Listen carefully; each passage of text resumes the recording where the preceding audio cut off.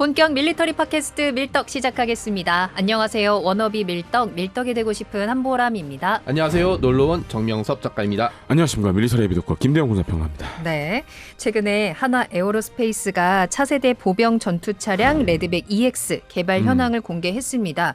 현재 호주에서 생산하고 배치하고 있는 기존 레드백이 있잖아요. 맞습니다. 그런데 왜 다른 버전을 개발하려고 하는 걸까요? 일단 호주에서 400대 산다고 해서 우리도 많이 DC해주고 막 여러 가지 해줬는데 네. 반도 아니고 네. 129대로 줄여버렸어요.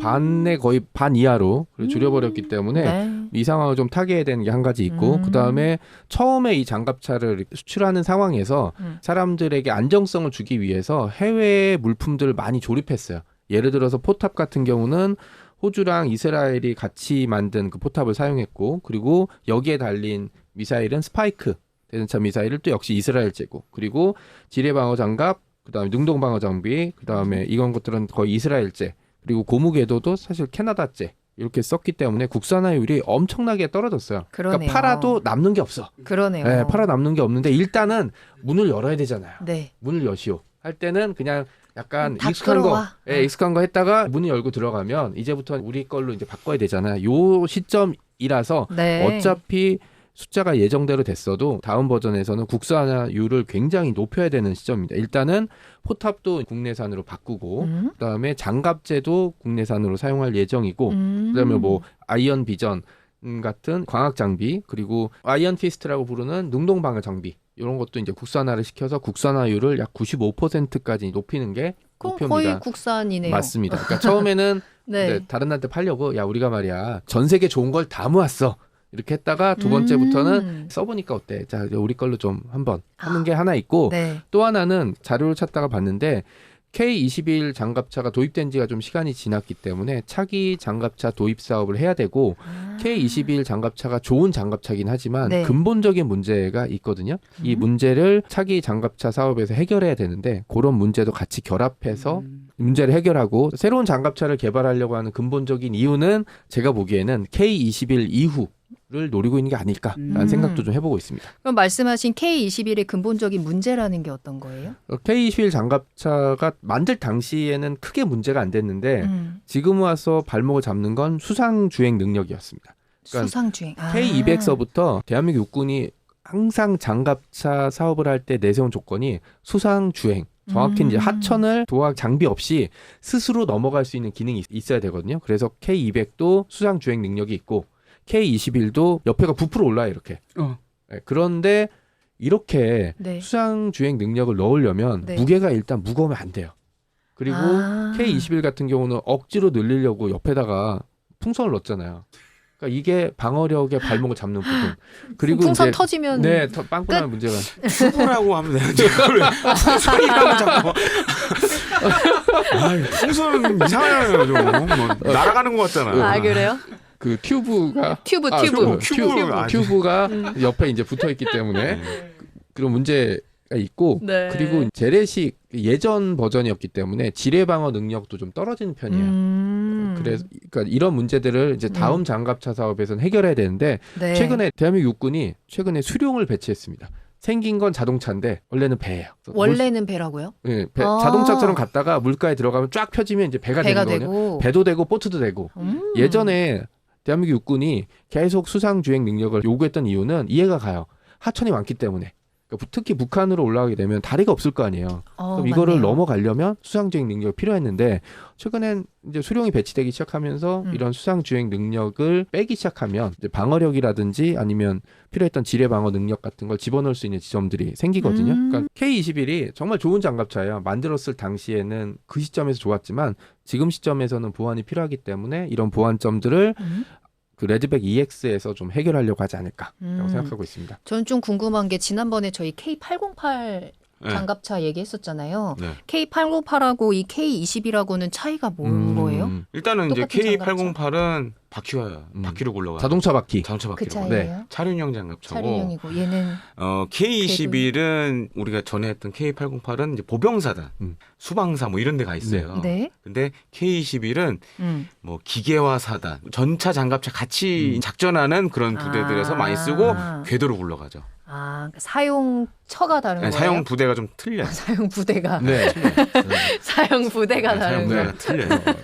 그런 생긴 거구나. 것도 좀 달라요. 아, 생긴 것도 굴러가는 다르고. 것도 좀 다르고 네. 화력도 더 세고 네, 네. 네. 아이고. 가격대도 네. 비싸고. 그렇구나. 네. 아, 알겠습니다.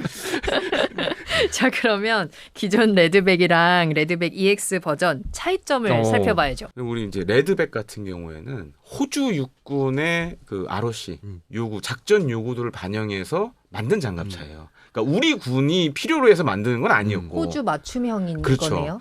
그러다 보니까 사업 기간도 있고 하다 보니까 그 ROC를 맞추기 위해서 해외 장비들을 다 가져와서 했어요. 레드백 기사 옛날에 이제 다른 분들도 많이 썼는데 이제 디스하는 기사가 뭐냐면 네. 뭐 우리나라에서 만든 국산 부품은 거의 없다. 그러니까 실제적으로도 그래요. 차체하고 그 유기압 현가 장치 빼고는 네. 다 외제였어요. 다 수입이고. 근데 이제 어찌 됐든 호주 육군에 지금 선택이 됐고 해외에서도 관심이 많고 그다음에 업체 입장에서 봤을 때 이익률을 높이려면 해외에서 장비를 들여오는 것보다 국내에서 하는 게 더 유리하죠. 네, 네. 이익률을 많이 높일 수 있죠. 그것도 깔려 있어요. 그런 차원에서 수출형 호주 육군 외의 수출형 레드백을 아. 국산화를 해서 하겠다. 그럼 우리도 써요? 국산화로 해서 만들면? 그 K21 다음 사업이 사실 이제 K31이라고 장갑차 사업이 있어요. 한화 에어로스페이스에서 이걸 계속 밀죠. 이제 이거 하고 싶어요.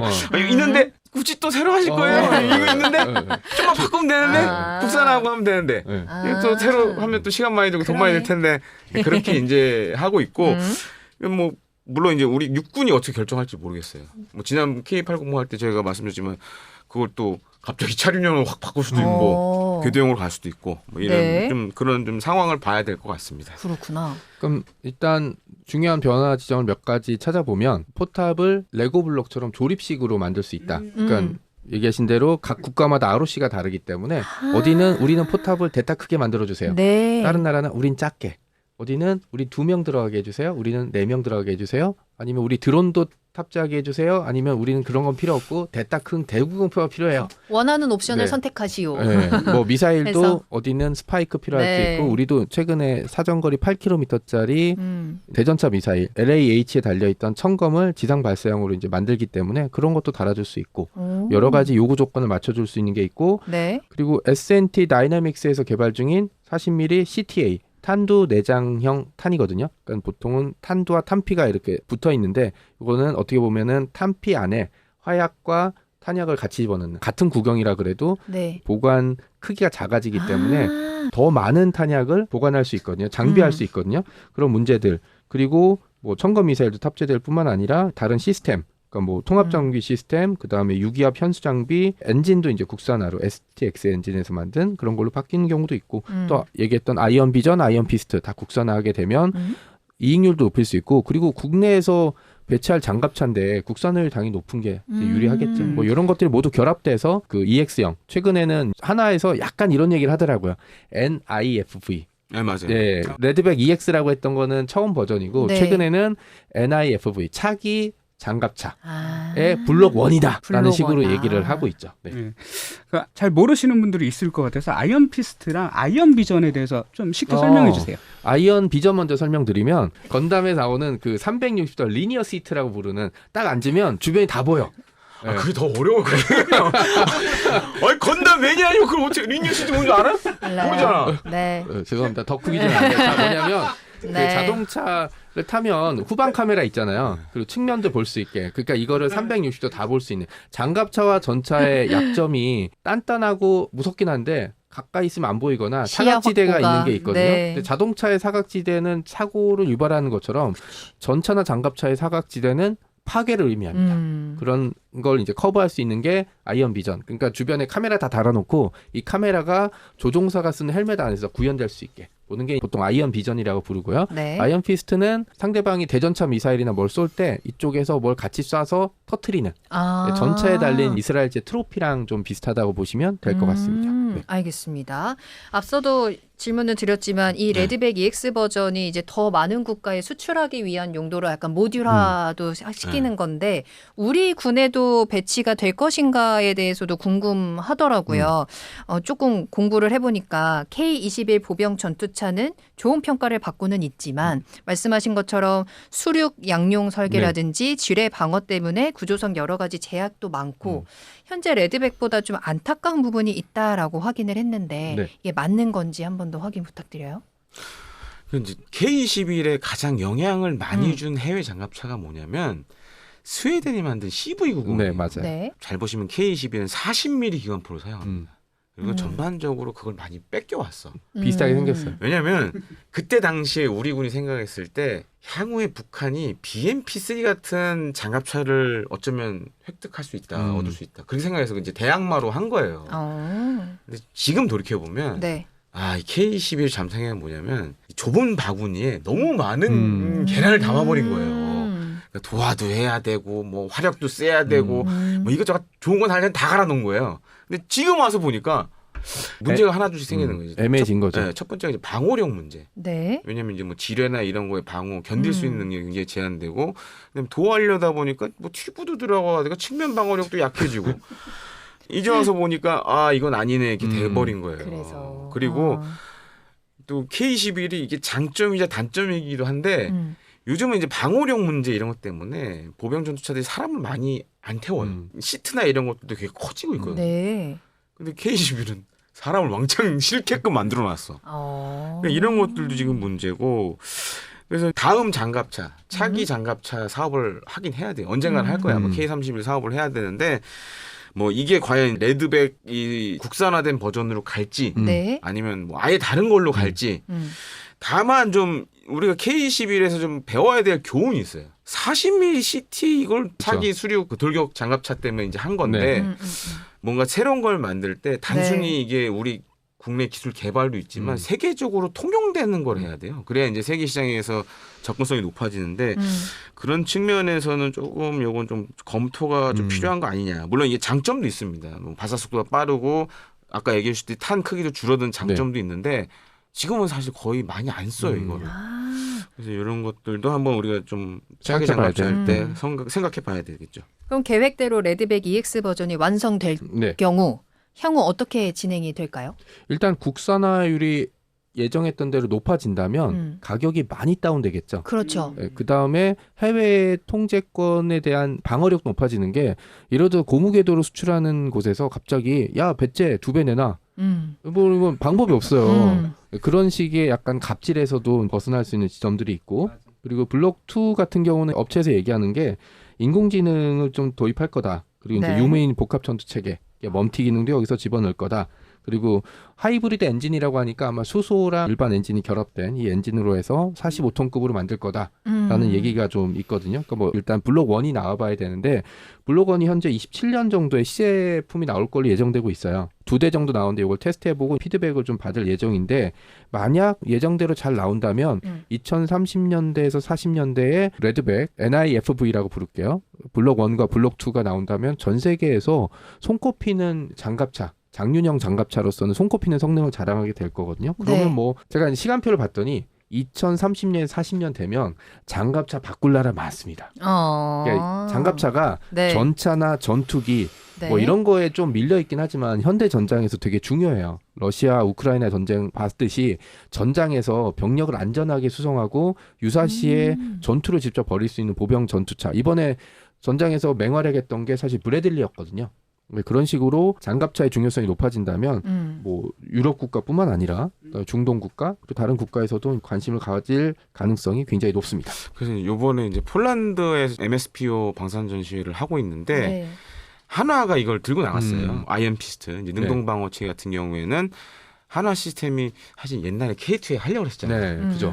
그걸 이제 다시 하고 있더라고 지금 좀 작게 만들어서 그래서 그거 이제 들고 나갔고 그다음에 이건 차세대 이제 뭐 국산화한 그렇죠. 이 NIFV 좀 이름이 있던 하여튼 NIFV를 일단 말씀드리는데 요번에 이제 MSPO에 들고 나가서 지금 공개를 했고 사실 유럽도 지금 뭐 전차도 중요하지만 장갑차도 중요하고 그래서 장갑차들이 있기 때문에 이제 제안을 하고 있는 그런 상황으로 보시면 될 것 같고 근데 제가 이제 이게 되게 희한하더라고요, 우리나라가. 그러니까 그거예요. 부품을 만드는 업체들 보면 장갑차 부품을 안 해. 전차만 해. 비슷비슷한데. 달라요? 그게 완전히 다르더라고요. 아. 그러니까 하나 에어로가 장갑차 하잖아요. 네. 그거 하는 부품 업체들은 하나 에어로 것만 해. 아. 그게 다 근데 웃긴 게 창원에 다 몰려 있어요.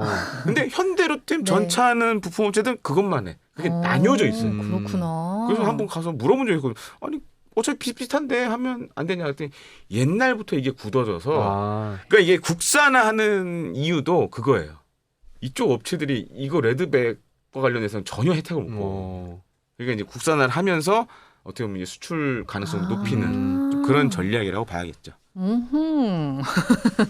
역시 위원님의 이 뭐라 그럴까 뒷이야기 네. 너무 재밌어요.